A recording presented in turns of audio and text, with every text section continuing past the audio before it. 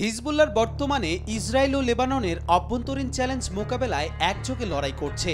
সম্প্রতি ইসরায়েলি সেনাবাহিনীর বিরুদ্ধে গোষ্ঠীটি তীব্র প্রতিবাদ গড়ে তুলেছে। গত 11 নভেম্বর শহীদ দিবসে ইসরায়েল অধিকৃত হাইফা, আকর ও সাফেদ শহরে প্রায় 250টি রকেট ও ড্রোন হামলা চালায় হিজবুল্লাহ। এটি ইসরায়েলের 1 অক্টোবর থেকে চলমান স্থল অভিযানের প্রতিক্রিয়া হিসেবে দেখা যাচ্ছে।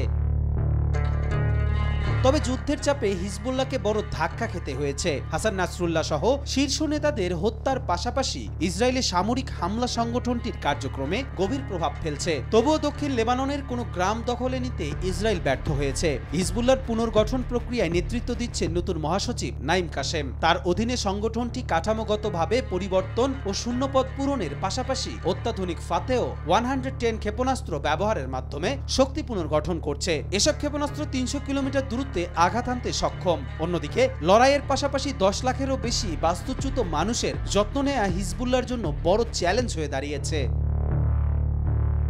খাদ্য ও ওষুধ সরবরাহে তাদের প্রচেষ্টা ইসরায়েলি হামলার কারণে ব্যাহত হলেও সাম্প্রতিক পুনর্গঠন পরিস্থিতি কিছুটা উন্নত করেছে। অভ্যন্তরীণভাবে হিজবুল্লাহ রাজনৈতিক চাপের মুখে রয়েছে। বিশেষ করে লেবাননের খ্রিস্টান সম্প্রদায় ও পশ্চিমা দেশগুলো তাদের বিরুদ্ধে সমালোচনা জোরদার করছে।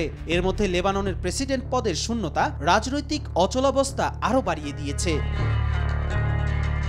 যদিও জাতীয় ঐক্যের একটি সাময়িক ধারা বজায় রয়েছে, তবে যুদ্ধ দীর্ঘায়িত হলে এটি ভঙ্গুর হয়ে পড়তে পারে। হিজবুল্লাহর বিরুদ্ধে অভ্যন্তরীণ চাপ এবং আন্তর্জাতিক প্রভাব বাড়ার সম্ভাবনাও স্পষ্ট। কবির চৌধুরী, জয়, মাই টিভি।